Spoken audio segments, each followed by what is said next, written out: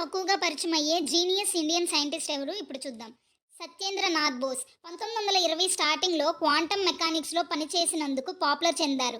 ఇది Bose Einstein statistics and Bose Einstein condensate థియరీకి పునాది వేసింది. జిఎన్ రామచంద్రన్ మాలిక్యులర్ బయాలజీ రంగానికి, ముఖ్యంగా పెప్టైడ్ స్ట్రక్చర్ని అర్థం చేసుకునేందుకు రామచంద్రన్ ప్లాట్పై ఆయన చేసిన వర్క్కి అద్భుతమైన కృషి చేశారు. మేఘనాథ్ సాహా నక్షత్రాలలో ఫిజికల్ అండ్ కెమికల్ కండక్షన్స్ని వివరించే సాహా అయనైజేషన్ ఈక్వేషన్కి ప్రసిద్ధి.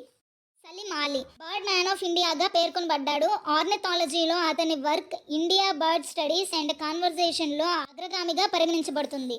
రాజా రామన్న ఇండియా యొక్క న్యూక్లియర్ ప్రోగ్రాంలో కీలక పాత్ర పోషించారు అండ్ కంట్రీ యొక్క ఫస్ట్ న్యూక్లియర్ బాంబ్ను అభివృద్ధి చేయడంలో కీలక పాత్ర పోషించారు. Vikram Sarabhai Indian space program ఫాదర్గా పేరొందిన ఆయన ఇండియన్ స్పేస్ రీసెర్చ్ ఆర్గనైజేషన్ ఇస్రోని స్థాపించారు. Prafulla Chandra Ray father of Indian కెమిస్ట్రీగా పేరుగాంచిన అతను బెంగాల్ కెమికల్స్ అండ్ ఫార్మాస్యూటికల్స్ భారతదేశపు ఫస్ట్ ఫార్మాస్యూటికల్ కంపెనీని స్థాపించారు.